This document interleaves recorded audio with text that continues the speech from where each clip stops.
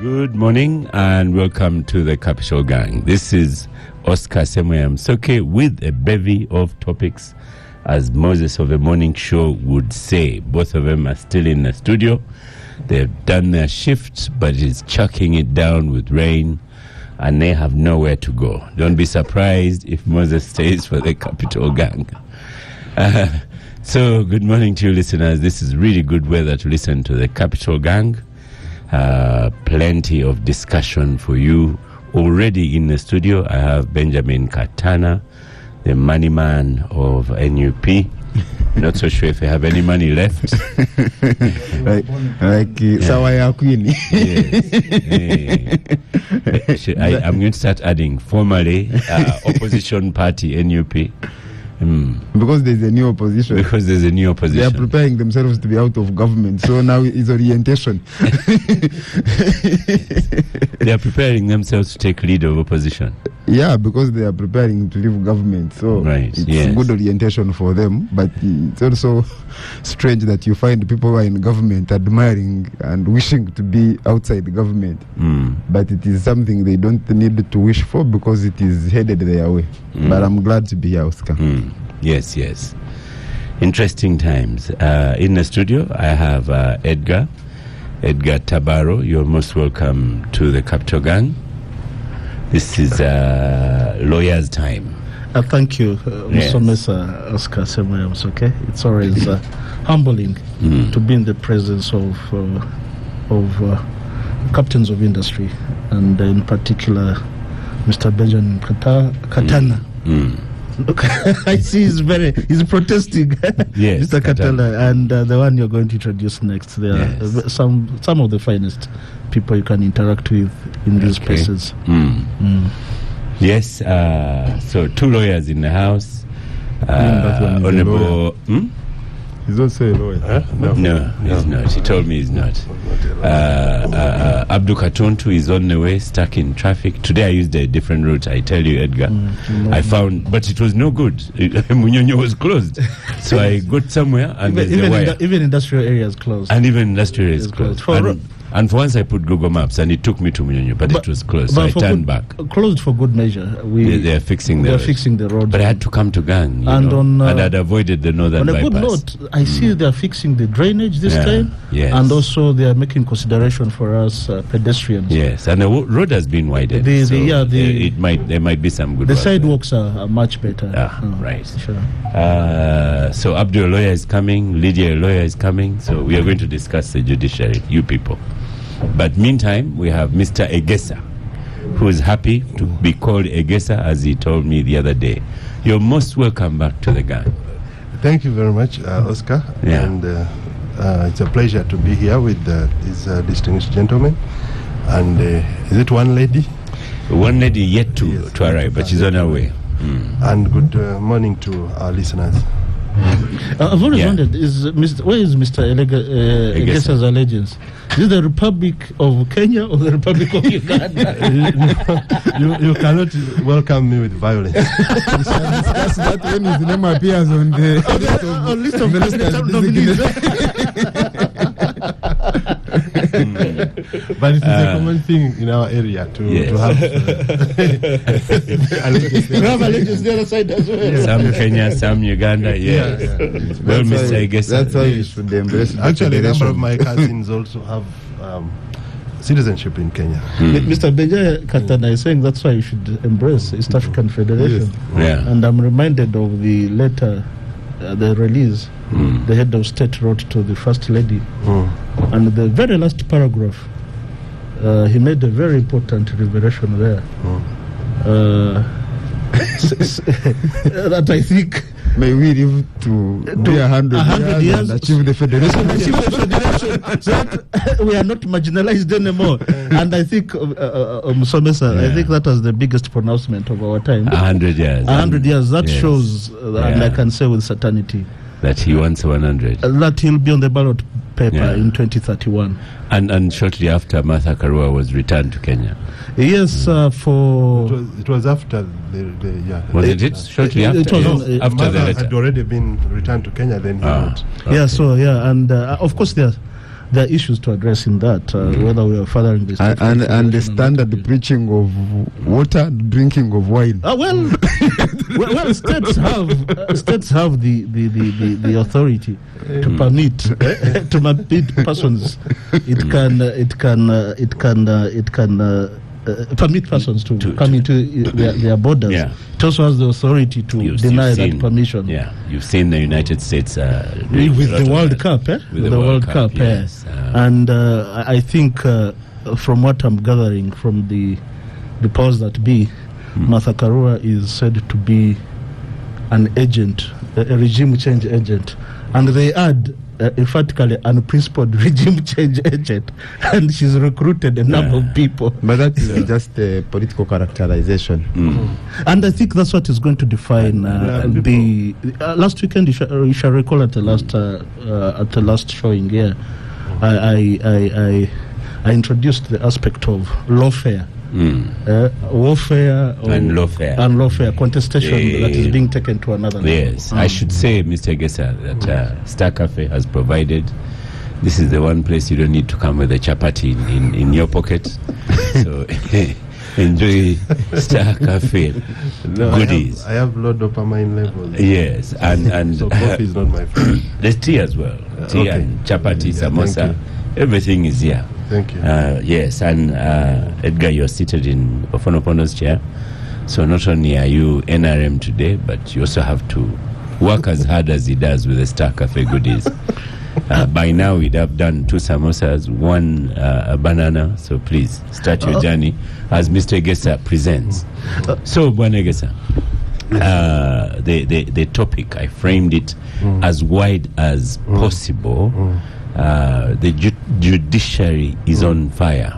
Is topical. Everything is around the judiciary. Elias Lukwago, Miriam Matembe, those are also lawyers. And then plus. What's your take on what's happening in Uganda today? So is it judiciary or rule of law?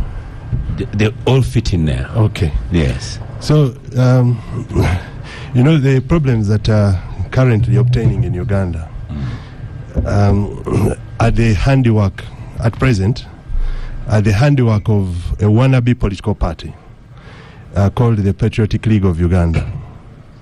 That is the one under the leadership of the CDF. Now, this wannabe political outfit is propagating a raw militarization of the state, raw militarization of government operations. By adding that word raw, I'm trying to say it has been there, but it wasn't raw. It was a bit refined. But now these people have stripped it of any kind of pretensions, and they have left it raw. They are coming in a raw manner. Yeah. So you find they are trying to capture the legislature. They are subduing the judiciary. But for a Ugandan like me, this is poetic justice to the politics of President Museveni. You see, President Museveni has stayed for so long that there are 2 possibilities. He either extinguished a generation that came with him, which is actually true, or also extinguished the generation that follows that he came with from the bush. So those are hopes of 2 generations that have been extinguished. Now he has no friends. He's a lonely character. His son is surrounded by charlatans that cannot advise him. They are sycophants and charlatans. They cannot advise him. So the father cannot be advised, the son cannot be advised. So they are stuck in their own world. So the CDF finds himself in an echo chamber where he is only listening to his voices. There is no critical voice that can actually call him to order. So that is the problem that we are dealing with.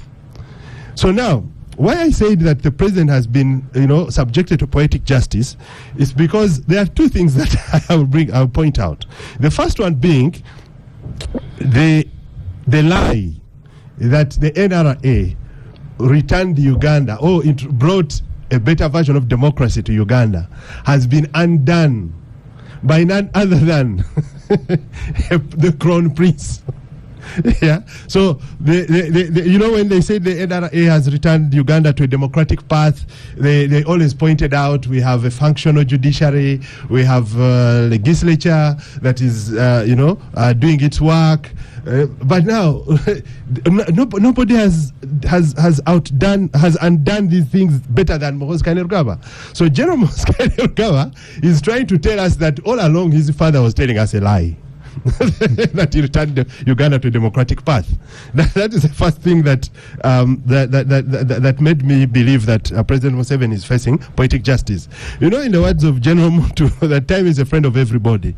I think time is not the friend of people who are not forthright, people who are not telling the truth in its fullness. So, and this is where President Museveni finds himself. Time has turned out to be his enemy and not his friend. Yeah, time is not his ally. So that is the first thing. The second thing that General Moses Kainerugaba has helped us to undo without us lifting a finger as Ugandans. There are those of us who never believed that President Museveni was actually telling the truth. We believed that this was propaganda. Now, General Moses Kainerugaba has helped us to actually affirm and confirm without us lifting a finger, which is that the NRA, by transitioning into Uganda People's Defense Forces, was able to professionalize the army. Yeah. So General Moses Kainerugaba has proved to us that there is nothing like a professional army here. For the avoidance of doubt, those who have taken time to study civil-military relations, you will not fail to know about the 1957 classic by Samuel Huntington, The Soldier and the State. When you look at the thesis of that book, The Soldier and the State, he tells you that in a proper democracy or in a democratic society, the military is supposed to be politically sterile. Now, a politically sterile military means that you have objective civilian control of the state and the government. Where the military refuses to be politically sterile, they meddle into politics, they drive you into subjective civilian control of the state and the government. So this is the realm in which we are as Uganda. Our military has refused to be politically sterile, so it has persisted all through. The moment when this was supposed to have been, we would have started the journey of having a politically sterile military was 1994 constitutional making process. But we lost that opportunity. The military men in the NRA convinced the Constituent Assembly that they needed to stay in Parliament as listening posts. That was already a red flag. It left a grey area, which they have continued to exploit. So now you see we have moved on. Over time we have had cases like the Black Mamba of 2005. We now have brazen arrogance from the military in interference with political and actually civilian political affairs. You have the military now running the show. The last time I was here, I talked about the raid on the former speaker, Anita Mong. And I said that the military inserted itself there, yet if it was really about corruption, they should have let this process be handled by the bodies that are constitutionally mandated to handle cases of corruption. The police CID should have been the one at the forefront, but the military inserted itself there. So this continued militarization shows us that our military is not ready to be politically sterile. The only way that might happen is when the masses actually drive them out of town. And you should never rule that one out, because that is the ultimate position that any country can box itself into if you refuse to read the signs of the times. Now, the arrogance that we are seeing is typical of the four categories of leaders that you find in that Chinese sage's book called the Book of Leadership and Strategy. There's a fourth category of leader called the tyrant, who governs with absolute arrogance, impunity, and operates according to his whims. So if you drive us in that direction, the masses will go into a state of silence, after which they will drive you out of town. So I think our brothers in the wannabe political party, the PLU, need to wake up and now face real politics. They should stop listening to the voices of their commander that is seated in an echo chamber. They need to now start listening to voices of reason. Yeah, but yes, just before you submit, yes. What if they're saying things are not working? This is how we want things to work. Like everyone had complained about AAA, and nothing was being done. So they came over and said, no, let's do this. You see, this week I wrote a piece on X. It was a piece of unsolicited advice to the outspoken general. And I was referring to Robert Cardinal Sarah's book called The Power of Silence Against the Dictatorship of Noise. And I pointed out that the moment you start using brute force methods, or the moment you start making a lot of noise, you remove all doubt on your thinking patterns. So people start seeing through your thinking patterns. You expose your weaknesses, and when you start using brute force methods, it shows that you have lost the intellectual debate. So when you say things are not working, so if Anita Mong was not using the power of the gun, why do you want to use so many guns to deal with her? It means you have lost the political battle. So probably Anita Mong has defeated you politically. So you have resorted to brute force methods to weaken her. So when you say things are not working, it means people that were unhappy by her removal. The manner, not necessarily. I was one of those who said this removal, however exciting it could be to to Ugandans, majority of Ugandans who may not like Anita Mong because of her own shortcomings, is not the right thing to do. And I actually wrote and said President Museveni and his son General Muhoozi Kainerugaba are doing the right thing the wrong way. And by the right thing I meant trying to deal with corruption, but they were doing it the wrong way. So I could have wanted maybe Anita Mong to be brought to book for corruption, but I did not believe that was the right way to go about it. Okay. Yes.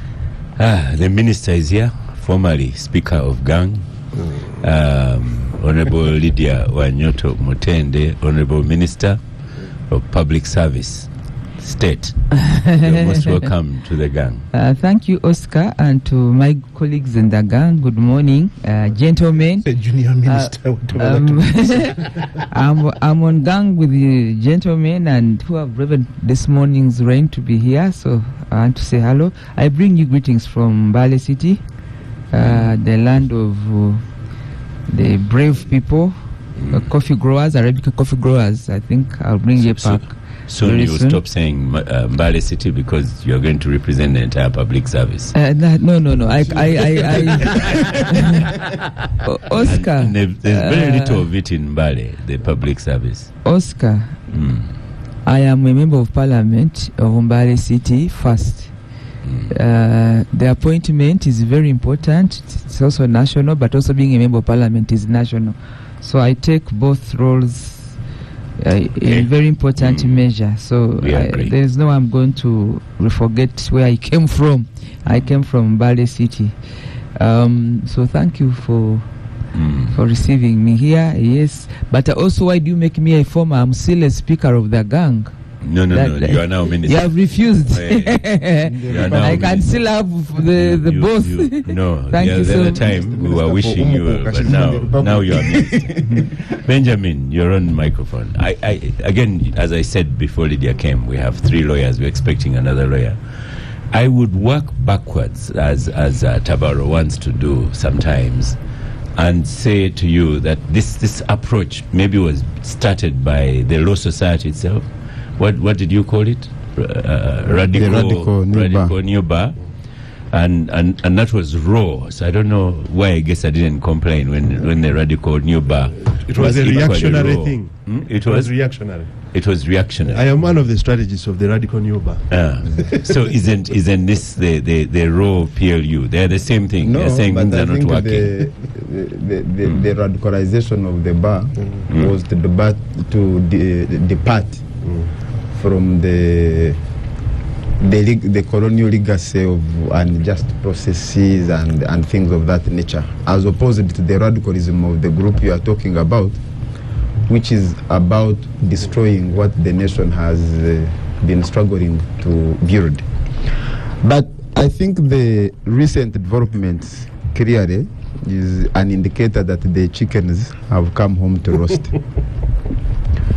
As a nation, we have allowed an individual and subsequently a family to amass so much power, to be above the constitution, to be above the institutions of the state, and in so doing, the state has been destroyed and repressed with an individual, and an individual who has become is not just if you are talking about Mr. Museveni now, it is by extension includes those who exercise unlimited power in his name and on his behalf, including the Chief of Defence Forces, and which is not shy to say.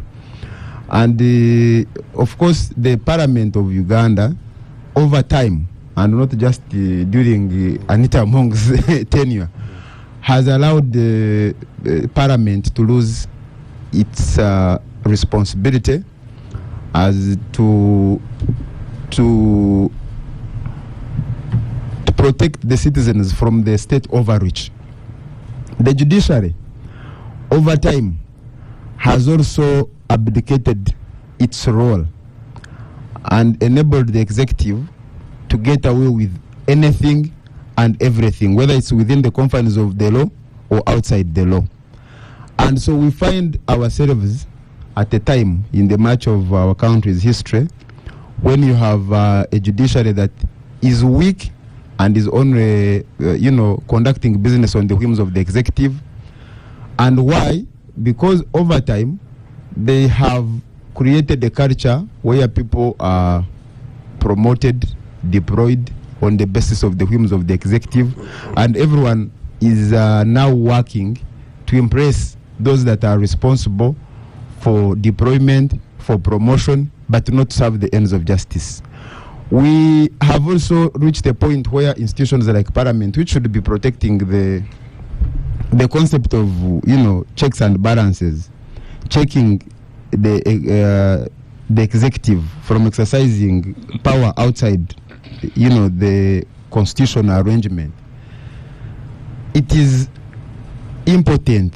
And now everyone in that house is trying not just even impress the head of state, but the members of the family, especially the Chief of Defence Forces, who has just installed the Speaker of Parliament and the Deputy. And so the citizens of Uganda are on their own. Of course, as citizens, respond to situations in different ways. Sometimes on account of continuous beating and subjugation, they may appear to withdraw, but it would be strategically fatal for anybody to think that withdrawal is permanent. They will seem to keep quiet, because history has taught us that when in all these countries, the people have responded differently.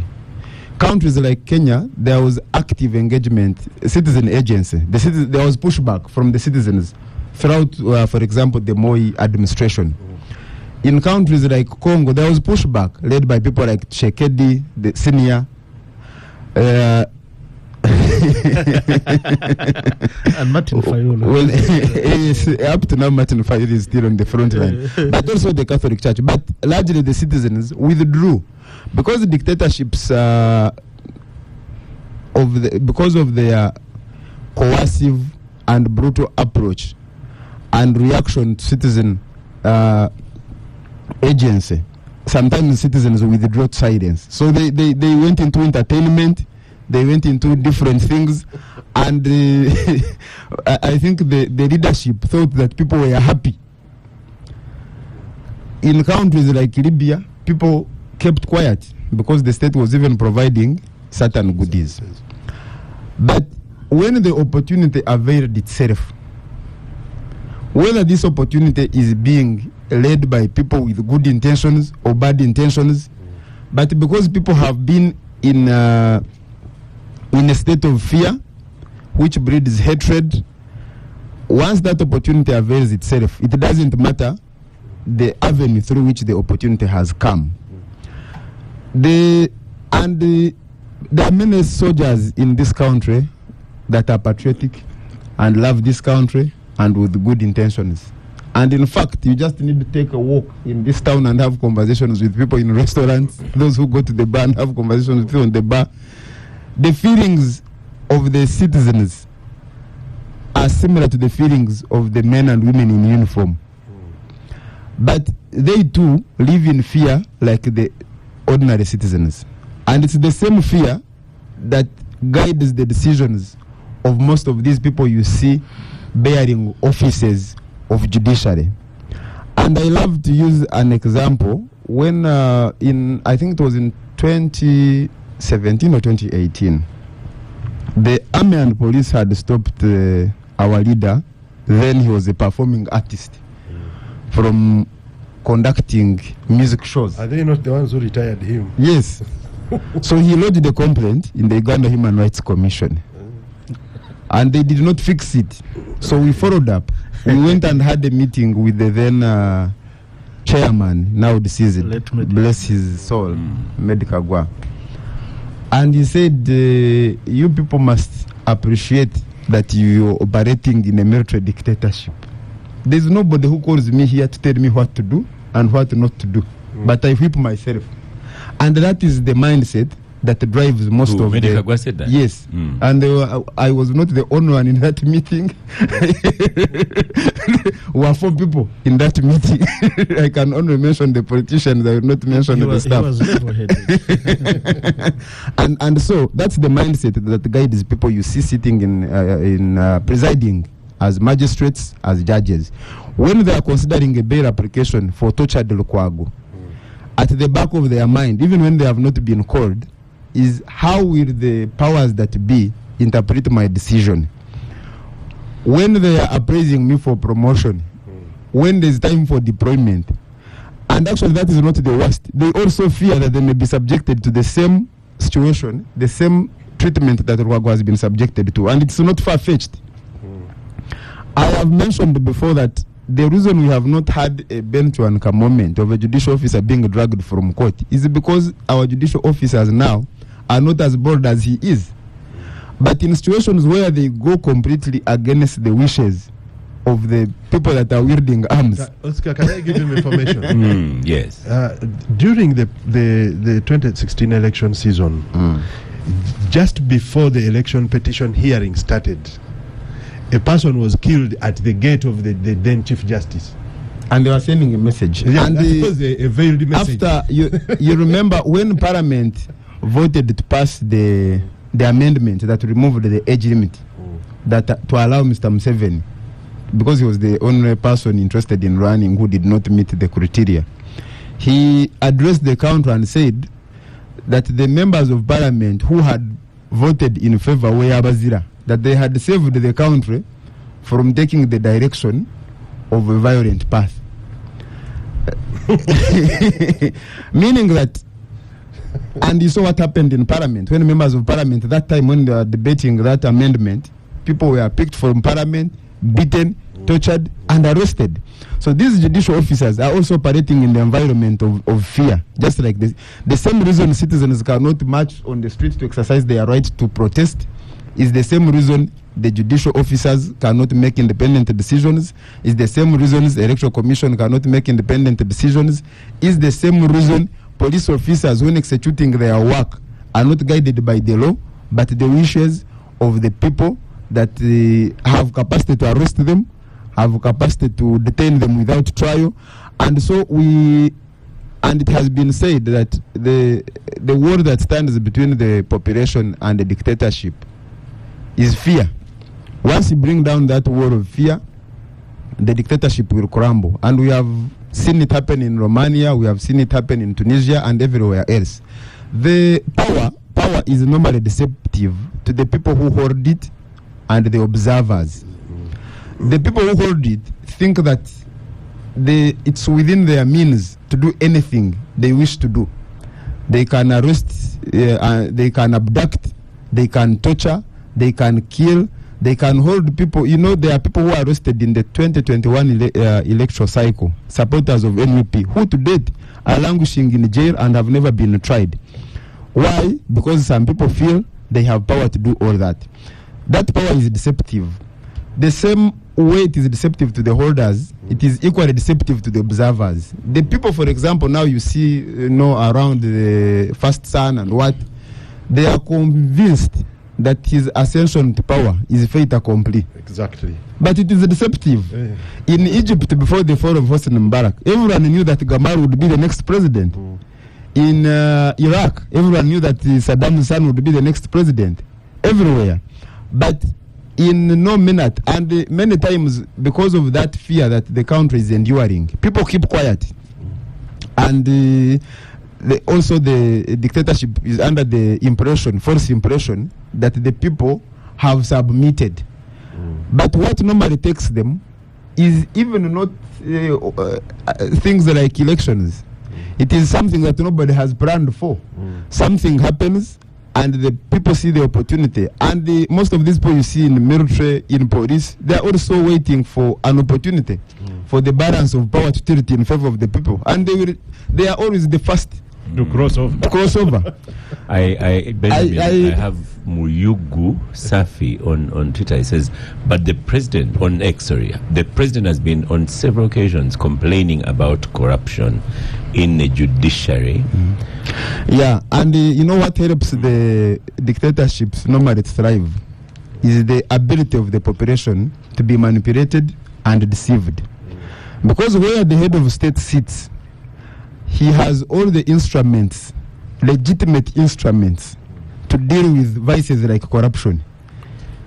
Complaining is for people like Edgar and myself.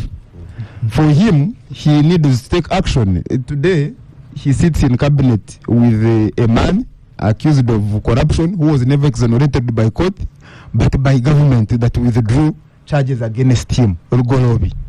He sits with him in cabinet.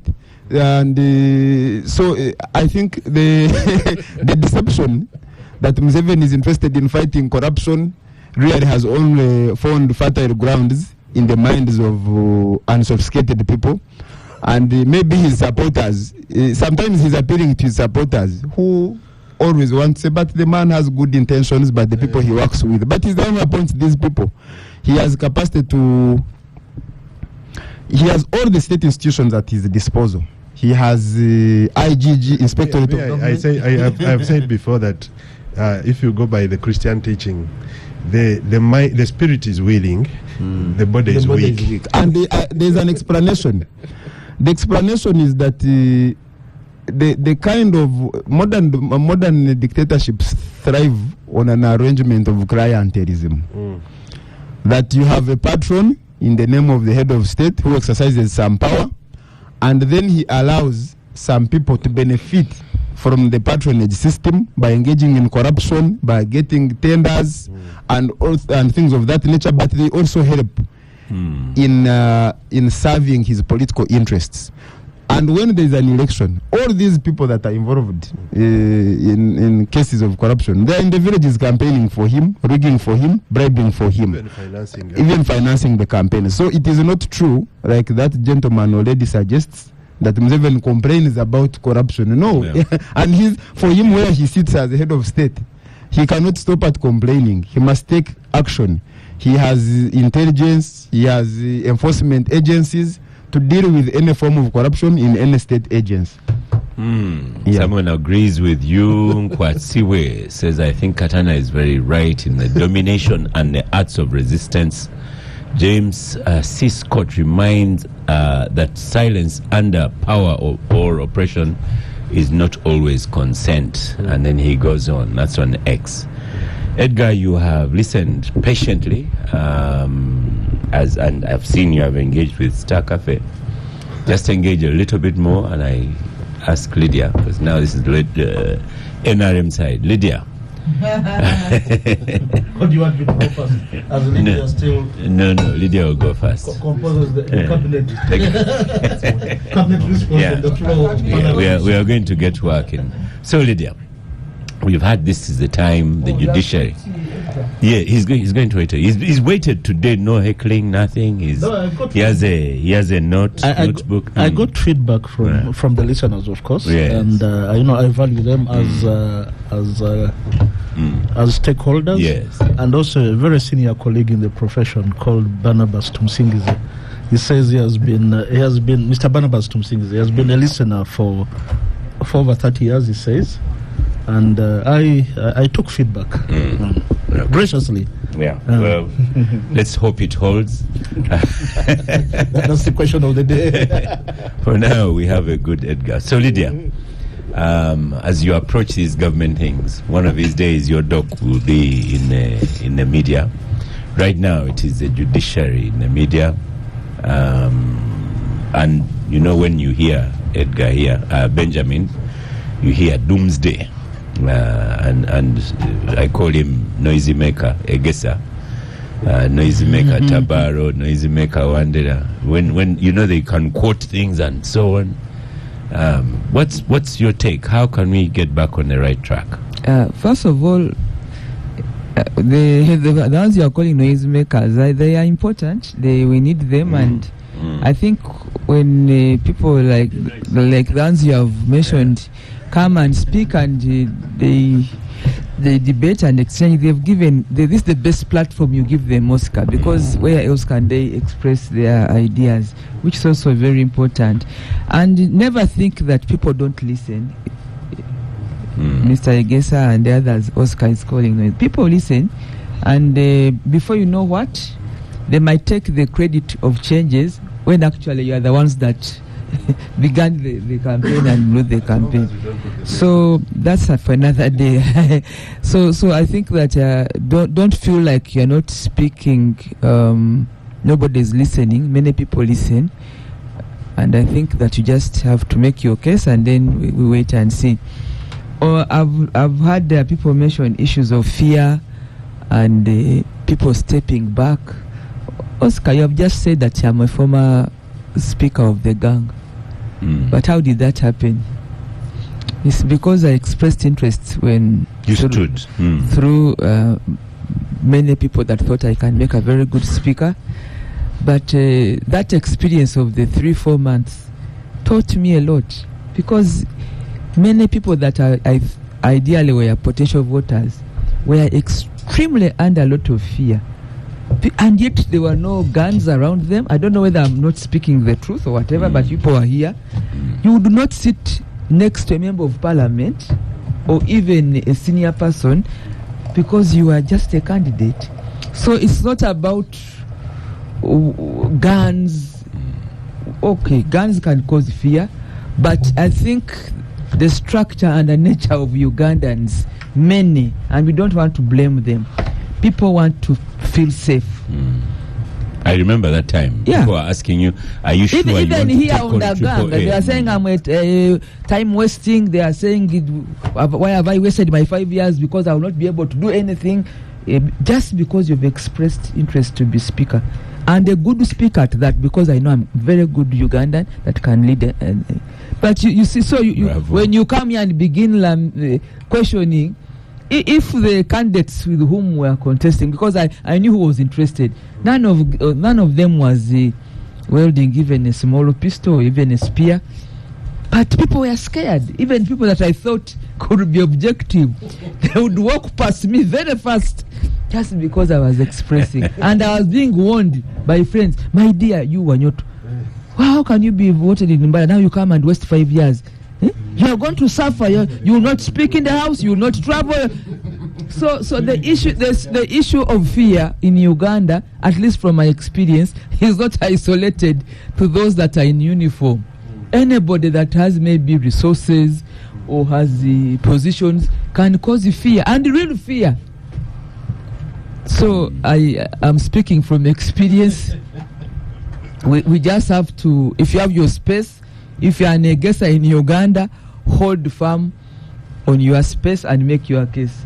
And even if we are talking about where you will go, because you've chosen the shirt you want to wear, take it to the level that you want. I chose mine, and I'm here today. Somewhere in some big rooms, people revisited the leadership of the 12th Parliament and said, I think we need to look at. So how it came, maybe it is for debate. But as we speak today, at least some level of debate about how we were going to lead the next parliament happened, and we were able to change happened. Maybe the means and the ways are still for debate, but it happened, and I don't think my breath has gone. And today people talk to me nicely. They say, by the way, Wanyoto, you are think you were right to come out. I am no longer. So I wanted to just make that case, and to say that, Oscar, I think organizations like PLU, they have clear structure of their leaders. They are open. I want to really plead with you and the management of Capital Gang that one of these days we invite them so that we give them an opportunity to get a guesser, and we debate. No, but I am not a spokesperson, for example, and there's a spokesperson. I am not very good. So we have those people. If you are going to discuss a matter of public service, you cannot now go and begin saying because somebody is in an NRM, come and speak. There are people. I am now the Minister of State, so you are in the right frame of mind to invite me to speak about public service or NRM. I think we should be fair to PLU, because the leaders are known by name and title. Once call one of them. I can actually, if you ask me, I can talk to Fadil. I've asked you. I can talk to Fadil, Honorable Fadil. I've asked you to come, to come and talk, because this is a member of parliament serving a second term. He's now the general secretary. I don't even know how Kawanda could have spent 4 years, 3 years, and he has not come to Capital Gang, because this debate has these people have leaders, they are known. I don't want to speak, a good proposal. But I've given you my own experience of Ugandan spaces where there is a pressure. People want to play safe, and we should not blame them. But we shouldn't blame them. That's okay. The who is up to Oscar and them, but let's take the principle that we have them, they are known, and that they should come, and we have that engagement. I like that proposal. Yes, so that Ugandans get to know where we are going. Abdul is in the studio. Most welcome. I did explain to the listeners where you are. It is the roads, and the good thing about it is the jam is part a contributor because they are doing the roads. You're victims of your own progress. That was the beauty about it, but maybe next time I'll leave earlier. Yes. By the time you called me, I had made some progress, but I was under frustration. But leaving earlier is the key. Edgar Tabaro, another lawyer seated in Ofonopondo's NRM chair. Here we are. When Radical New Bar started, it was laughed off, but now we are in Radical New Governance. Is it? I think critically. Benjamin says it is not working. Igesa says it is not working. Now let's listen. Critically, dear listeners, Musomesa, whenever there has been political contestation in the Republic of Uganda, the arena in which people descend has been the courtrooms. Over the years, from the 1960s, you shall recall Honorable Katuntu, one of the elections involving Chabazinga Nadiope Kadumbala, and his accession to the vice presidency. He had been wrongly elected as Chabazinga, and the procedure was challenged in the courts, and the courts agreed that he had been wrongly elected to office. There was no KSNC or that. Dr. Bote reacted. Dr. Bote reacted by passing an act of parliament validating his election, so as to make him eligible for appointment as vice president. The 1966 crisis, you remember the decisions that were made, and the Vinjira's contestation before the courts of law. Even where? Can I give just one little information? During the independence in Kenya, after the Mau Mau rebellion, and Mzee Jomo Kenyatta had become president. They did the Kenyan constitution, you remember? And they said that to be a member of parliament, you need to speak English. But there was this one Karume who was a very, very strong Njenga Karume. but the guy could not speak English. So when Jomo Kenyatta was going to address the last assembly to elect members of the first parliament, they told him that you have to stay there, then they are going to call your name. If you say president, then the English test. So there's a Njenga Karume, President, Your Excellency. The man speaks English. Yeah. So he passed the test. But since then, there's the proficiency of. That's when they moved another law to say that you can actually pass the proficiency Swahili test. If you speak Swahili, you can speak in the Kenyan parliament or even English. But that's how he went to parliament. President, sir. So proceed. It's not only here.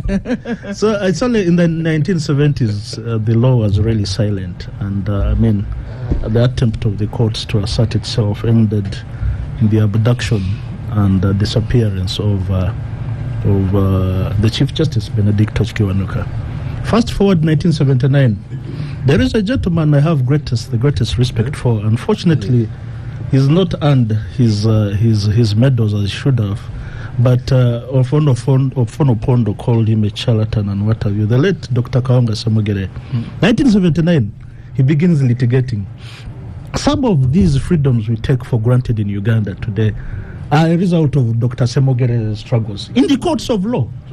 In the courts of law, him and Zakalo Room were the first persons to challenge the Referendum Act and the referendum that was carried out under that act. In fact, when you are quoting Semogere, he has several litigation that you have to, if you are quoting his authority, him as authority, you have to specify which year and which particular case, and also the quorum that had his matters. He started as just look at also the team of lawyers then. Baliku Dembe, Wandero Gallo. Go on. This is quite low. But even I'm coming to what. Well, you're one of them. I know you want me to say that cartoon to my teacher. Peter Waluviri. Peter Waluviri, yes. Yeah. So Okumuwengi. Yeah. Yes. Okumuwengi was started in 1994. You remember Rwanyarare? Yes, where he was challenging the CA. Yeah. And prohibition of political parties. My old man was on that quorum. But in 1985, there was an amendment to the Penal Code in 1985, Act 10 of 1985, that introduced sedition as a political offense, and it would only be bailable by the what? By the High Court. The idea was to lock up Semogerere and have him in jail on the day of nomination of the elections that were going to take place in December that year, but were aborted by, what happened. The person who had his matter is a relation, and I don't want to personalize the matter. He was Chief Magistrate of Uganda Road at the time, and he released the Semogerere on a technicality. The law did not specifically amend the Magistrates Court Act that gave chief magistrates powers to grant bail. So the ambiguity was resolved in favor of Semogerere, and he was released. Well, those are arguments we are now making. I'm trying to build my case.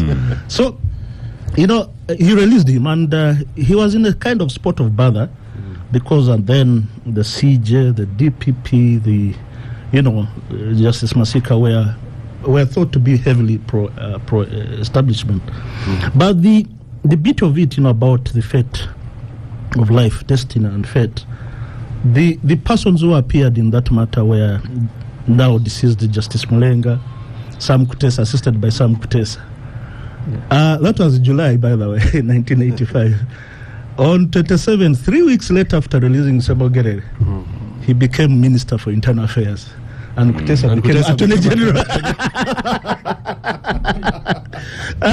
Let's come to post-1986. You remember the rest of Haruna Kanavi, Sarah Mwanga. Was the one of Focus? So over the years, the contestation of the state, other than the time of Idi Amin, the contestation between the political elite has ended up in the courts of what? Of law. And when it goes to the courts of law, it ceases to be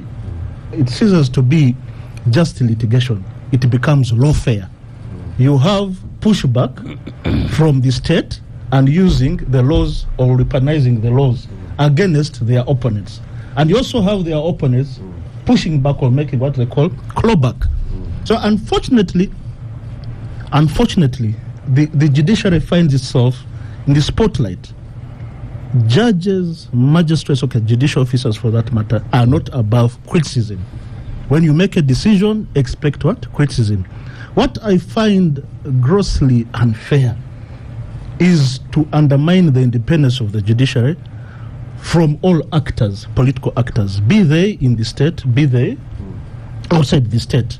Because Honorable Katuntu, Mr. Benjamin Katana, are officers of court, and therefore are extension of Lydia as well. Don't exclude her. Lydia doesn't go to court for she plays her whatever. No, she signs up with the Law Society. That's enough. You don't know. Lydia, as soon as you sign up, whether you go or not, Lydia is in the cabinet, and she's bound by cabinet what? True, responsibility. True. Well, I did want to introduce that debate. So we'll talk about enrollment. Let us not get there. She did. Indeed. She because Edgar is a student of history, and sometimes he skips. For example, we've had cabinet ministers sanctioned by the Law Society. Don't forget. Oh well, they're letting you. Actually, a point of information: the strike yesterday. One of the things that were resolved was to introduce a wall of shame for all lawyers that sit in spaces where wanton abuse of the law and degrading of the rule of law takes place. They are going to begin chronicling all their acts and create a wall of shame. So the Law Society should be sharing that wall of shame. The people who have been at the forefront of abuse. But go on. Yes, the one of Uganda. Edgar, just go on with that thought, and then we'll stop for a break and we'll come back. The undermining the independence of the judiciary, you come with very wild allegations. The judge, the magistrate has been compromised. Even others go ahead to make some accusations, but I think that is unfair to the judiciary. Over the years, it has asserted itself. There's always clawback, and where you're dissatisfied with the decision, like a bail application, you can revise it. You can make an application to revise the decision. You can appeal to the High Court. So I've seen instances. Now we are looking at you. Yes, I've seen instances. I've seen instances where people allege this and this, and you ask them for the evidence, and none of them is coming out to provide the evidence. No, where they allege that they've been denied bail. Yes, and yes, and they are not given bail. Bail is discretionary, so the discretion of the magistrate or the judicial officer for that matter. And I mean, for whatever reason, the same bail, the same magistrate, if new evidence emerges, you can go for revising of the bail conditions. And mind you, at every point in time, especially after a contested election, we in Uganda, especially for the last, we've had elections for the last 30 years. General elections, presidential elections, 30 years. Every election, every post-election period, we get this tension arising. But unfortunately, on this occasion, there is an emerging thinking within the corridors of power and the persons at the helm of the security apparatus that the opposition is infiltrated by regime change agents, and they like to add unprincipled regime changes. Opposition is yes, and I'm saying no, yes. So Edgar, just pause there. I'm adding unprincipled regime changes, and they've gone. Listen to me. I'm aware the Constitution does provide, but unprincipled regime change agents and therefore called subversive elements. Yeah. Welcome back from the break. Yes, Edgar, you are completing. Yes, I said, regime change. Regime change is even envisaged by the Constitution. The opposition is government in the waiting, or alternative government. But the security chiefs... As Benjamin said, now the new opposition is going to be PLU, seeking regime change. Now I'm adding unprincipled regime change. Okay. And the security chiefs also imagine or have made their opinion that there are subversive elements. And these subversive elements that have infiltrated our political elite are funded either internally or externally. And as such, and some of these security chiefs have made their positions known, that they draw their inspiration from a neighboring state. And in the neighboring state there, they don't have the luxuries of court. Opposition leaders to use the Ugandan jargon, are taken out of action. Last week you promised not to talk about the neighboring state. Yes, and I'm not talking about it. I've not mentioned it. The neighboring state. So I think to the extent that we have not reached, or we are not going to reach the neighboring state, let us keep these contestations within the judiciary. Let us critique, yes, the judiciary, but let us not necessarily undermine and erode its independence from all. Maybe I give you information, Oscar. Just let him finish, because I don't want to. I want him to use it and find out. Well, so okay. To understand power in Uganda, you have to look at the military, you have to look at the economics, you have to look at how it has evolved over the years. And I think we are clearly in a state of lawfare, and we are going to see increased political political activity in the courts. Unfortunately, the courts now are on the spot, and it's incumbent upon the courts to assert themselves. I beg to submit. Give the information. When we arrived here, I shared with Go to the microphone. When we arrived here, I shared with Edgar a video of Mr. Audrey Rawogo saying that he's going to start on reforming the NRM. And the PLU is undertaking a hostile takeover of the NRM. So I wanted to hear Edgar's view, how he was going to rope it in. I'm not a political functionary. I'm not a functionary of the NRM. I will also caution Mr. Egesa. What is shared in confidence should remain confidential. No, the video is in the public domain. Okay. It is on social media. Yes. So I downloaded it, only that he hadn't seen it. But for me, somebody got it, sent it to me, I shared with him. Okay.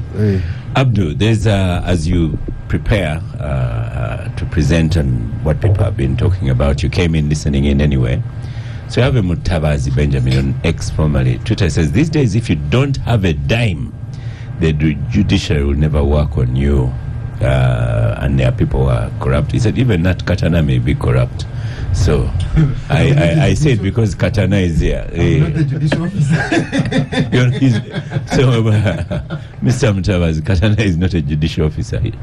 And then another one says Kenya was, this is Busoga informed, Kenya was humiliated in the manner in which Karua was treated. How do you add those to your presentation? First of all, the judiciary is in of course Edgar calls it a sport. I'm not so sure. First of all, this is their duty, constitutional role and obligation, that when you have contestations and disputes and don't agree, you run to the judiciary. Unfortunately, Oscar, in courts of law there is no draw. It's not like football, that both of you live with 1 point each. One has to lose, except when it ends up at mediation level or what you call arbitration. But once you go for full-blown litigation, you have one party losing. My short time as a lawyer, I can tell you that however justice a decision is, the losing party is always complaining. Always complaining. That's why even when we have an appellant system, there are very many hopeless cases that go to appeals, including the Supreme Court, because one party is dissatisfied. And whenever one party is dissatisfied, it does not appreciate that he had a bad case. He'll find some reason to give, including what they are choosing Mr. Katana about. Moreover, he's not even a judicial officer. And that's the nature. Yes. So that is the nature of our population. That's the nature of our litigants. They can never get satisfied. So eventually, that judge is biased. He has eaten, he has been given, and so on, because people don't get satisfied. So it is now worse now to be more relevant when there are political contestations, because we get all our filth and garbage and run with it to court. We politicians, especially post-election period, the turbulence is still on. And I'm telling you, this is a continuation, Oscar, of what happened 6 months ago. The unfairness of it is now there. Then you have the political forces and support of either sides trying to put pressure on the judicial officer. Both sides. Then the other side has power. Then the other side may have social media. And now the judicial officer is there, poor gentleman, poor lady, with that sort of pressure. But at the end of the day, we imagine they took an oath and not as a ceremony. Because some people think taking an oath is a ceremony. They don't realize it's swearing before God and all mankind that you'll do justice to all manner of people. So, and that does not mean that the judiciary sometimes does not. Indeed it does. That does not mean that sometimes the judiciary does not have biased people. Indeed, sometimes it does, or even corrupt, or even anything. But generally, Oscar, we should expect this sort of thing. So I'm not surprised that the judiciary is now caught up with this. You do, you're damned. You don't do, you're damned. That is the position the judiciary is in. Having said that, let us not go to the raw politics. I had somebody talking about raw when I was driving here. The raw politics.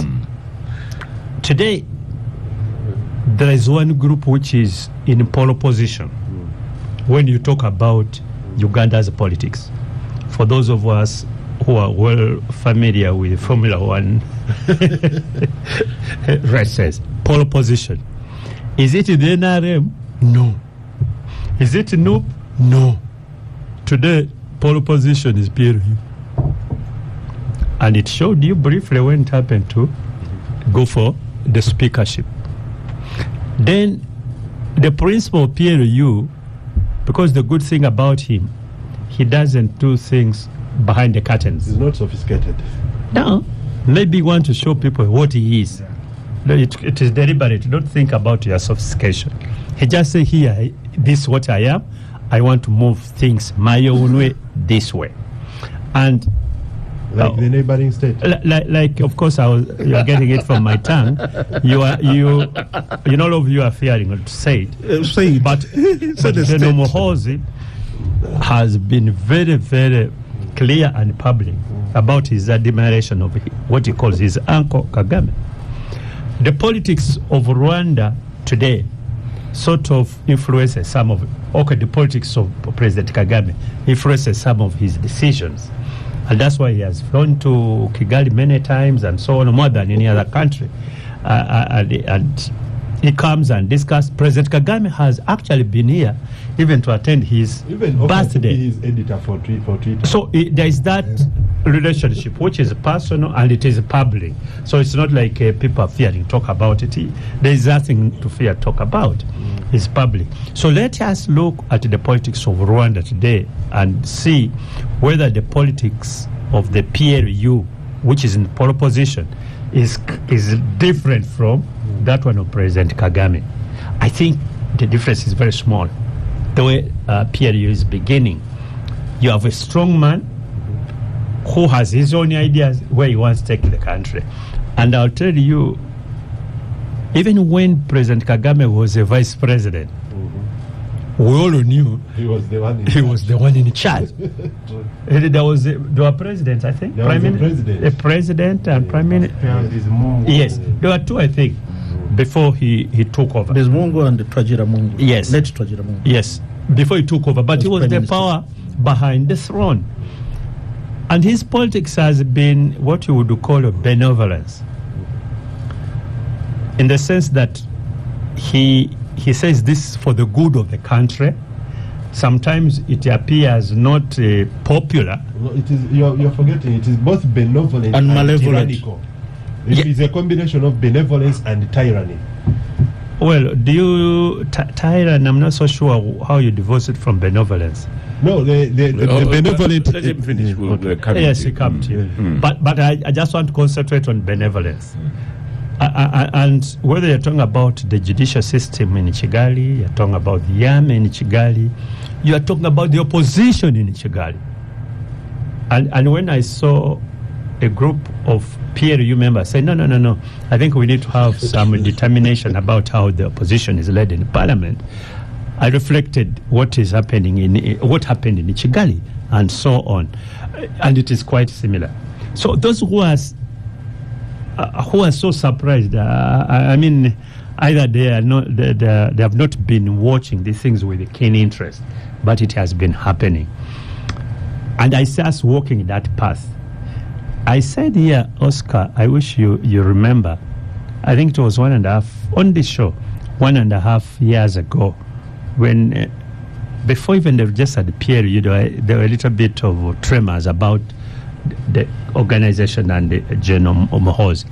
And I said, you asked a question at that time, I remember, whether Genome Muhoozi will lead the opposition in the parliament. You remember? In fact, Raymond Mujuni said very soon. And I told you, NRM will be the opposition. And I told you, and I remember my sister, the Honor Minister, now, are doing very, very vigorously about it. No. I told you that NRM is winding up. That was the beginning of NRM to wind up. And I still insist. Because today, if you want a position of the NRM in the parliament today, do you go to Todwong? No. Do you? Seriously? If you're a serious person, You just listen. you go to Chadol. I wouldn't. If you rephrase that, so if you want help from NRM, you don't go to their office. There are certain Twitter accounts you have to follow. You see, if you want a position in parliament today, a serious position, and you're a serious person, and you want to do lobby. Parliament is about lobbying, by the way, all over the world. And you want to lobby. I would not go to Chadondo. I now go to Naguru. Is it Naguru? Yeah, I'll go to Naguru. Chances that I'll succeed when I go through Naguru are so high than me going through Chadondo. But what does that do to the opposition in the parliament? It is certainly being strangled. The opposition is being strangled. And I can see the voices will be there, but they will be structurally weaker than that, because now peer review in parliament is a little bit difficult. First of all, NRM is peer review. Then you wouldn't know in the NOP who is peer review. There's no peer review in the NOP. Peer review is in NRM. Being the general secretary, I may say so. But me, who has been that place for 2.5 decades, I know how NOP works. At least I was there with them for 5 years. In working with them, I know. So I know very, very well. well. Very, very well. And don't doubt me. One day you'll say you told me. That somewhere sponsored by PLU. That's what. But in NOP today in Parliament, you have NOP, and you have some elements within NOP who will actually be peer review. You have some elements within the independent who will be peer review. You have some people in FDC or UPC, DP, whatever it is. It is like a situation of DP when you had the president the other side and the members this side. Then the president will say, stand up, say, you people in the opposition. Now he's pointing to his own party, but he's in the side of government. So it's a little bit difficult to understand. So, Oscar, we are headed for a little bit of interesting times. How my brother Obos will navigate this institution. How my brother Obos He has asked all Ugandans to join will KV. navigate this sort of situation will determine the sort of speaker he's going to be remembered. Yeah, so it's a little bit difficult. The waters, I don't know, in those who travel on the lake, when the waves a little bit there, for those who travel in the air, like the ministers here, they call it turbulence. So there's a little bit of turbulence, but eventually it will come down. The only institution I really feel for is the judiciary, because somehow they are going to be part of this political turbulence, and yet it is their duty. So they are going to be accused all sorts of things, but they took the oath and they are justices. They must work. Of what? Of court. Yes. Matt Muno, Edgar, you're in social media. Matt Muno says, please read this out for Edgar Tabaro. I think Edgar is speaking from a textbook point of view, but the reality is the judiciary is wanting and people's sentiments have merit. That's not true. That's not true. They're all choosing. Then there's another one. JB says, Oscar, what is the relevance of Edgar Tabaro's history lessons to the current issues of judicial capture by the executive? Then a senior says, at Samuel Msoke, of late, Ed Tabaro has become a prevaricator in chief. To get to understand his point of view, his point is hard these days.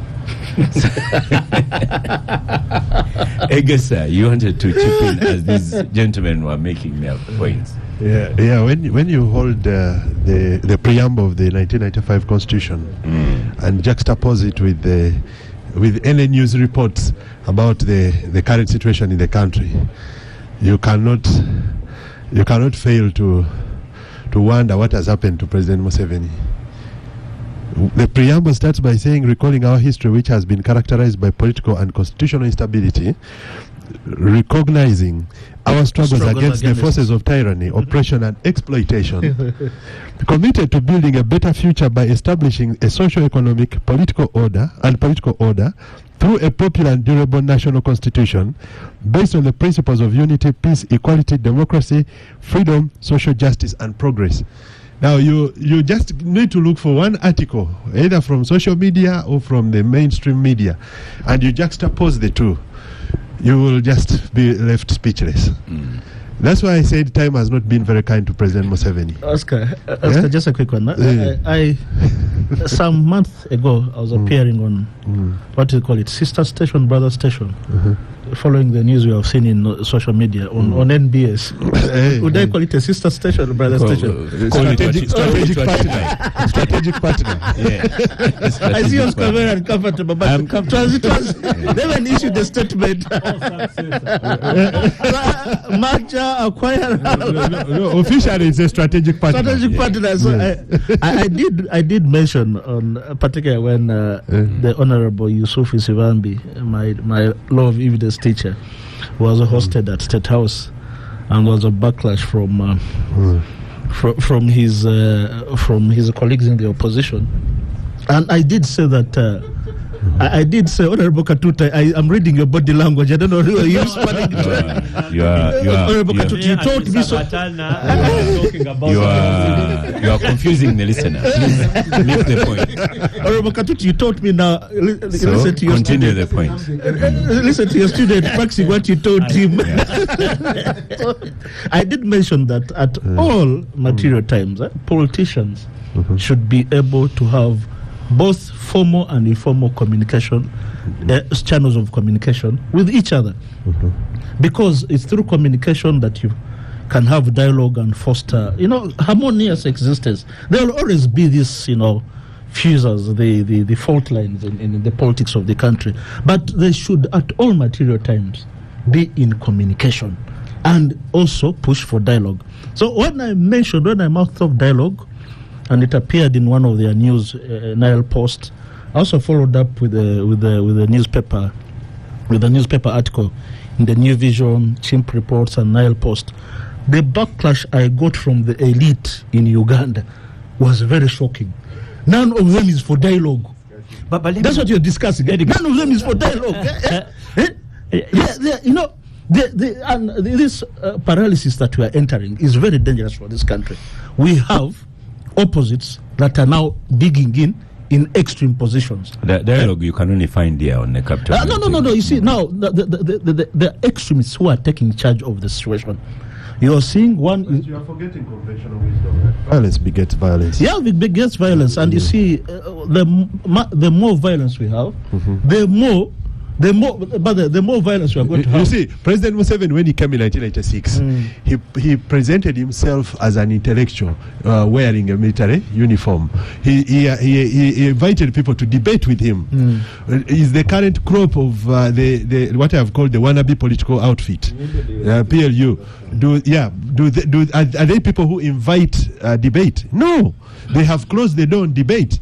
They say it is either our way, the way of our chairman, or the highway. I guess it doesn't work that way. It doesn't work that way. Hey.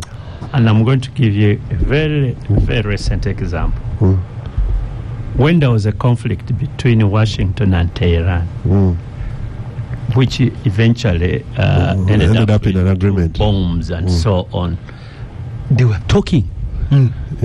Yes. They were shouting at each other, going to the press, saying stupid things against each other, and bombs are raised. But down, there is a back channel, Qatar and Pakistan were busy trying to sort out the real issues. Yes. So it happened. Let me tell you, channels of you can never run away from talking. However, whatever violence is there, however conflicted you are, you may not do it for public purposes of social media and so on, but somehow you need to have the willingness to talk to people you don't agree with. And I'm glad it's Honorable That is the only way you can build a harmonious society. But because you can never agree all the time. And more importantly, Honorable Katuntu, history never records those who stirred up anger, but those who fixed that was broken.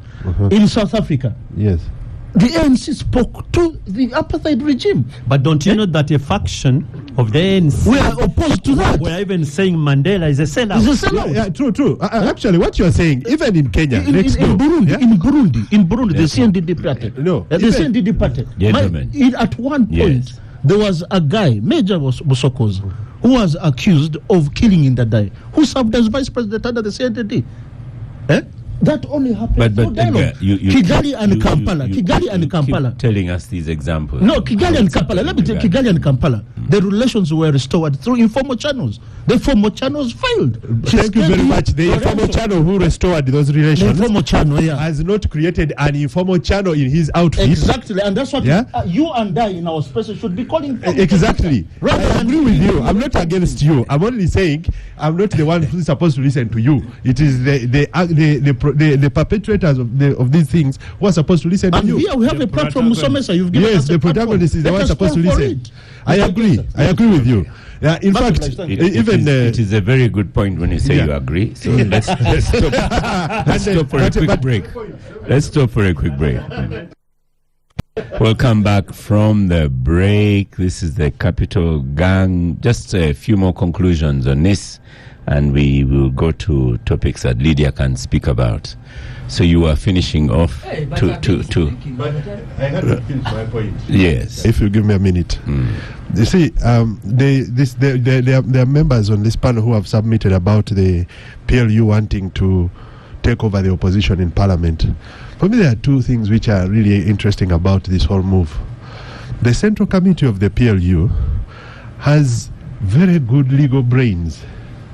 It has the Senior Counsel, Kiriowa Kiwanuka, the former Attorney General. It has Edwin Karugire. It has the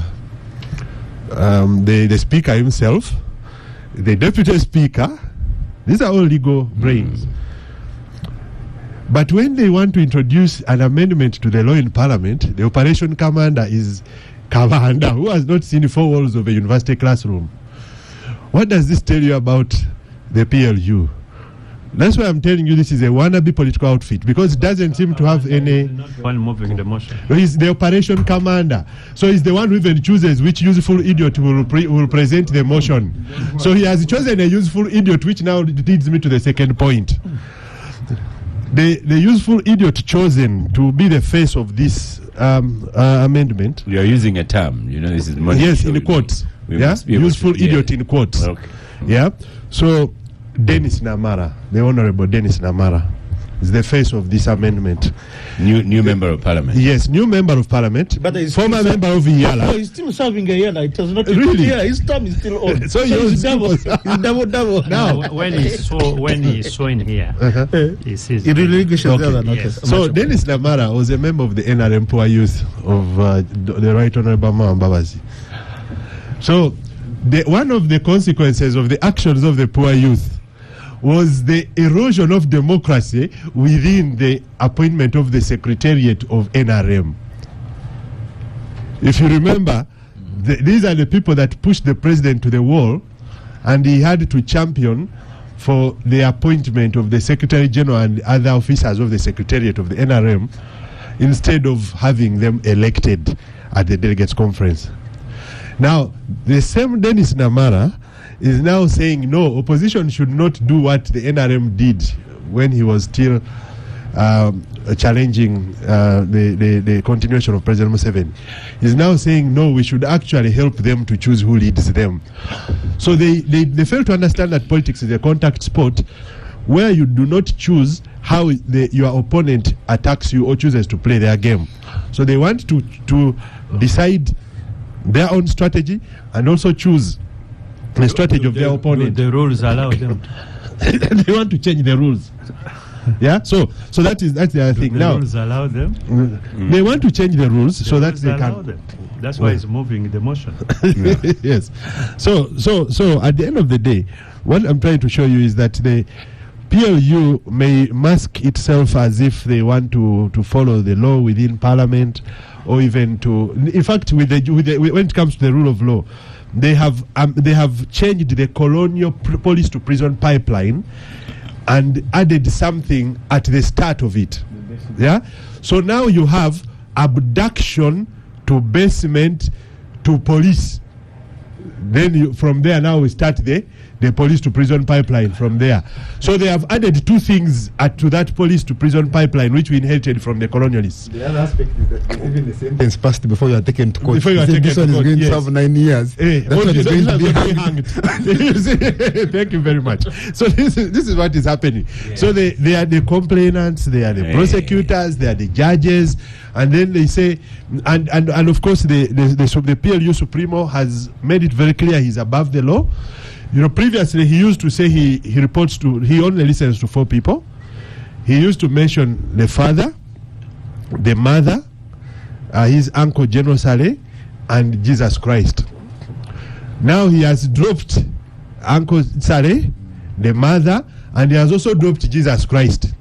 He now says only one person can summon him. That is the father. And the bit about that is that he's the one who appears on the ballot box. So we, the voters, it's incumbent upon us to reach out to the one we vote into. All your votes count.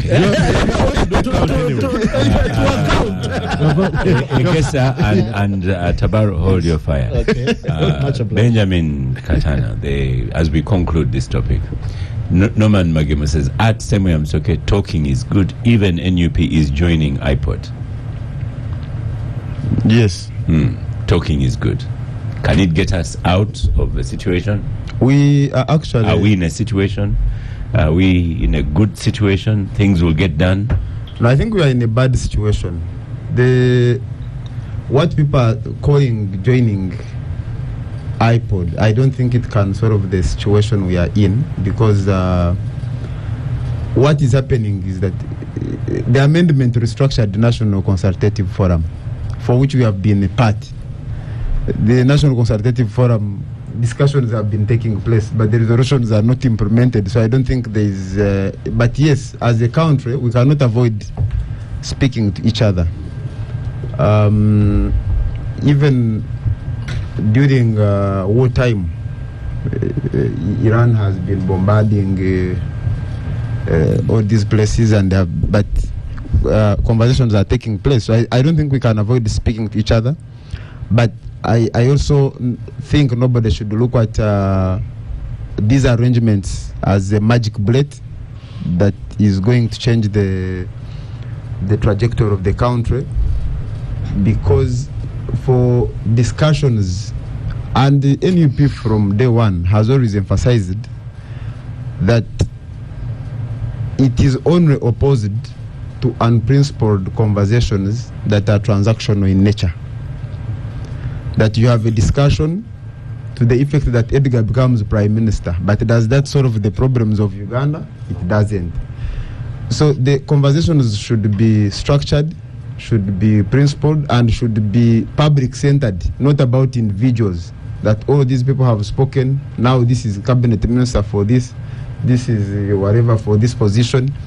But for example, there has been a conversation, all these things we are talking about, because for the last maybe 10 or 15 or 20 years, there has been a question, and even maybe before that, there has been a question of what has eroded Uganda for a very long time, the question of peaceful transition. There was even a proposal by some people at some point about national dialogue, which died I don't know where. But I think all these point to a fact that even the current polarization of our politics, and what is evident that everyone is shooting in their own direction. My big sister here is a minister for public service, but even when you go to these offices, sometimes you think that these offices, each one is running as an independent government. So you ask yourself, because if you look at the constitution that has been guiding us, with the challenges it is still our constitution. It represented the minimum national consensus at the time. Now, over time, there have been multiple amendments, but also there has been a departure from the constitutional arrangement. And I think it is important that the people of Uganda need to coalesce around some common national consensus that will guide the direction of the country. When you're asking people to be united, to be patriotic, but at the same time you are using the people in the national service, in the armed forces, to abduct people, to keep them in the basement, to torture them, and to teach them languages that are not theirs, in the long run what you're going to have is that the challenges you have affecting the national unity of the country are only deepening. So I think even before we talk about people coming together, talking, I think it is very important for different actors to come to the realization that creating problems and chaos, while at a time when you have leverage, that chaos may help you, but in the long run it may affect you. Chaos does not help anybody, it affects everyone. Today it may affect me, tomorrow it may affect another person. So it's very important that people come to a point of realization that it's important that we focus on building a country that will work for us when we're in positions of privilege and work for us when we are outside positions of privilege. Okay. Lydia, concluding this, and we go to ministers.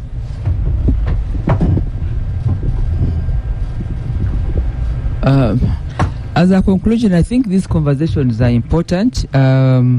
People have chosen their lanes, and they have also chosen where the contributions are supposed to go. You hang in there.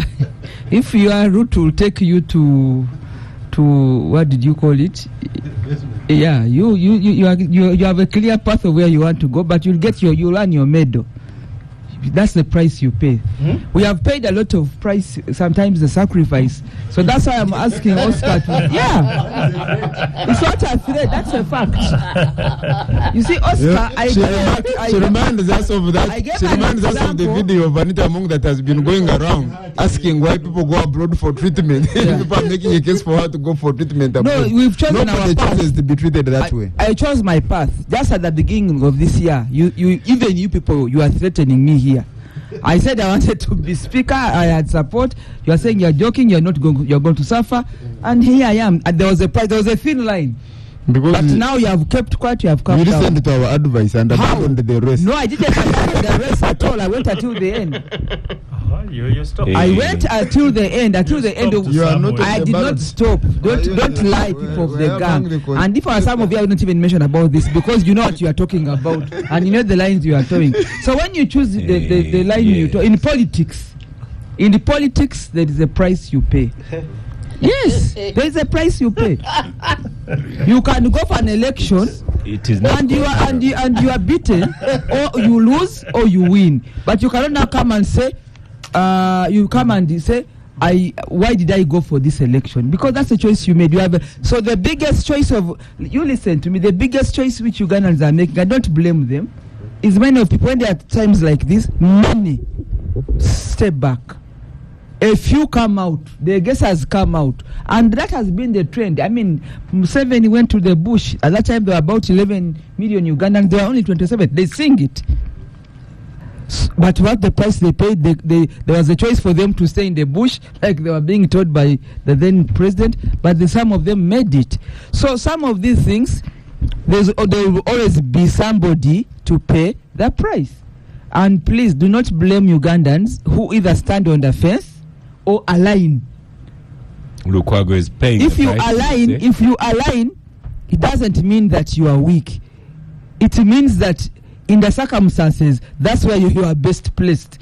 But those who stand out to pay the price are never the majority. They're actually the minority. So to be right, it has nothing to do with the numbers. And to be wrong also doesn't. It's about people that carry the price. Jesus was alone. The other day, Mao contested. I like the people to take things. Mao contested for speakership. Because not in NRM like some of us, he was able to go up to the Kololo the election, and he got 15 votes. So people went to the social media. Oh, you got 15 votes. He said, but look, Jesus had 12 people. At least me, I have 15. So the way we look at things, I was blown away by that type of outlook to things. So colleagues, I'm finalizing by saying that if there is a cause you strongly believe in, please pursue your goal. And don't look around for pity seeking, for mobilize if you can, but stand your ground till the end. And if there's a price to pay, you'll receive your medal. Yeah. And you receive your be illegal. Edgar, you receive your medal. Dr. Mutebi Golovit asks you, how do victims of state-orchestrated lawfare undermine the independence of a judiciary, as Edgar Tabaro claims? You will put it in your answer at some point. And when Lydia says stand your ground, that's why people are saying Edgar is now prevaricating lately. So that's the route he has taken to be like now for my case, unclear. Oscar, maybe you are one of the people, you know how long I've chosen to be in NRM. It was voluntary, nobody pulled me there. So for better, for worse, I've been able to explain NRM issues and stand by it for many years, sometimes with omissions. So I cannot now go away and start saying, oh, you know this NRM. I can't, because that's a choice I took. There is a price to it. People always think that there's always the good side of it. You don't know what we go through when you stand out to speak for NRM. Okay. Now, for PLU, I cannot now come here and speak, because there are people there who speak for who have been chosen to speak, so they should be invited here. Thank you. We can support from the background, but let them come and also stand out. I cannot be the one to say this all the time. Abdul, we have 15 minutes to talk about newly appointed ministers. Any other passing comment, you can fit it in there. Newly appointed ministers in education, we have Dr. Muyingo. Who else have we had? The ones in acting capacity. Kasolo. I think what happened in the last go to the microphone. In the last vetting process, the nominee for the Minister of Education was not available. From what I hear, because of compassionate reasons. So up to now, I don't think she's available. But she's the substantive Minister of Education. So you cannot have ministers of state when the substantive one is not there. So what they have done is to elevate one of the ministers of state in education to be acting. And actually, these are not substantive. They are acting. I think until such a situation is time when the minister will be available for vetting. Similarly, Ministers of Foreign Affairs had the same problem. Ambassador Adonia had real issues about his citizenship. Looks like he has not sorted them out. Alternatively, it is also possible the appointing authority might be having a change of mind about having somebody who had taken an oath, especially when you look at that oath of citizenship in the US. It's sort of, you renounce the previous citizenship and so on. So when you have somebody who has had that sort of allegiance, and it puts you in a very difficult, especially for Minister of Foreign Affairs. And it's very, very unfortunate for me, because I think Adonia is one of the brilliant guys who would suit that portfolio. He knows everything about foreign affairs. Unfortunately, that technicality and the implication of the decision he had done to acquire that citizenship really puts him in a very difficult position. And I am not so sure. I'm not so sure whether he had told his boss about that second citizenship. Because if he had not told his boss, the appointing authority, that, hey, sir, by the way, I also have this citizenship, and it took the president by surprise, it could cause a little bit of problems for him. And so it's not like they have appointed new ministers. These are acting people until those two, the other one is available. Then this one, and I think the president has also gone now on Twitter, X, and said the Honorable Minister of Education has been sick. He's gone on a public. We mentioned it here at the beginning of the show. Yes, but yes. So these have been vacant what about positions. Internal affairs? Sorry, internal affairs. It has not internal affairs. There's a minister, Professor Kamuntu. Okay. Yeah, and what he has replaced are those substantive ministries, the senior ministries. The state ministries has not. That is internal affairs. Even in foreign affairs, the one of Echodu. Is he called Echodu? Yes. That one. And then there's one of Siats. For us who grew up in Soga cannot pronounce. Okay, that one. Shatsi. Shatsi. Okay, Shati. So those ministers of state are still vacant, but this substantive, and you needed a substantive person to act. Benjamin?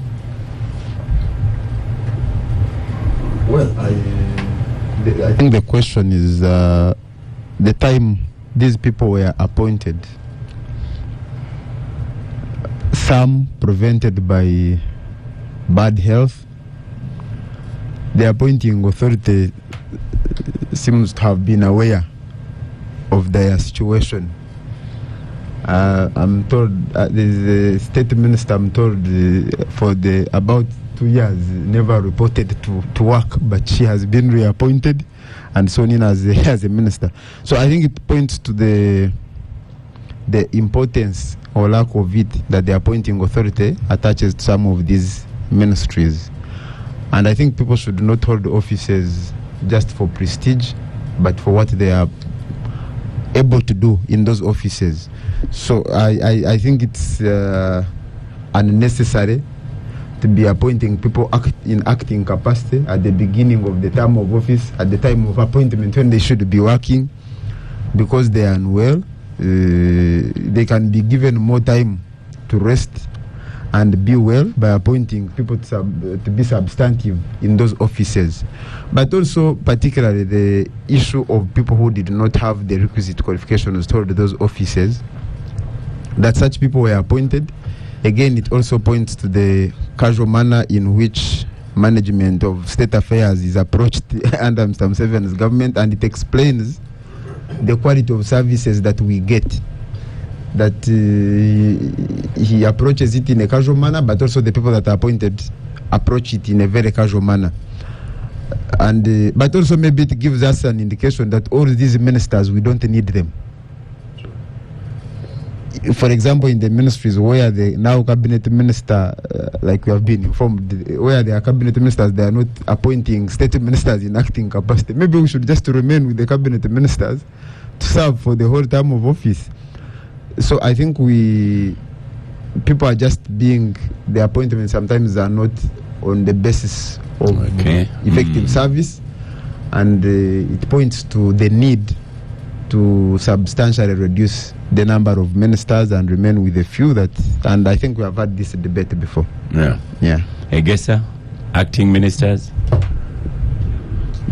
I want to first of all agree with the submission by Mr. Katana that it vindicates the argument by some Ugandans that we actually don't need the bloated cabinet. If you look at the foreign affairs docket, for instance, you had a substantive minister nominee in Ambassador Adonia. Then you had Calvin Echodu, the Honorable, for apparently international relations. I don't know what that international relations is that differentiates it from foreign affairs. Yeah. Then you have Kasoro, the Honorable Haruna Kasoro, not Kasoro, who was appointed to be a state minister in charge of regional cooperation. But regional, there is also a first deputy prime minister for East African Affairs, who is also minister for East African Affairs. East African community had 7 countries. So you wonder which regional affairs the Honorable Kasoro was going to handle outside the region. Was he for African affairs? Yes, outside the East African community. So you really wonder. Regional. So there is a way President Museveni has broken down these ministries just to give people jobs or to reward the essentials class in his machine. Actually, region. Yes. Foreign affairs. Yes. It goes beyond East Africa. It goes beyond East Africa. East Africa, outside East Africa. It goes beyond East Africa. To cover Africa. Yes. Libyan matters. Now, so the substantive minister is not handling that? Which one? They want no, he handles everything, but he has what you would call assistants who handle specific areas. Yes. And when you talk about regional regional affairs, it is not about East African region. It is the entire continent. Yeah, so including anyway, institutions like the OAU, so for me, I think IGAD, SADC, and so on. So I think those can still be handled by just one person as substantive minister and one person as state minister. You don't actually need to bloat the office and all this. Even Kenya, which had 103 ministers in the Grand Coalition government, has managed to trim down that number post 2010 after the new constitution came to force. So it doesn't help. Ruto tried to create chief administrative secretary, and the court said no, remove these fellows, they should not be picking money from the public purse. So that is one. The other thing is, I think the president has redeemed himself on the issue of the minister for education. When the Daily Monitor wrote a headline that "Where is Janet?" Yeah, they got attacked by the PLU gang on social media. Why were they asking this question? But now, for me, my position was that they are asking on behalf of Ugandans. Ugandans want to know where the First Lady is, and not just the First Lady, their minister designate for Minister of Education. So they wanted to know where she is. If you have been appointed minister, you must, the vetting process required you to appear, because people want to know whether you have the physical fitness and the mental fitness to hold the position. Now, the physical fitness bit was not answered because she did not appear, and we were kept in secrecy about her physical condition. So we called out these people. For me, I went hard on them. I went bare knuckles with them. I said, take away this kind of nonsense. Ugandans have a right to ask where their public servant is. So the president has come out and done exactly what we were telling these people who were propagating secrecy and saying, oh, you cannot question where she is. They forgot that she's also a minister. Okay. So that one, I think the president has dealt with it very well. Edgar? Yeah. Mm-hmm. On acting ministers, in the last few minutes that we have, I think Honorable Muyingo is a good pick for acting minister. He has been in the ministry for 15 years now. No, he has been running that ministry for the last 10 years.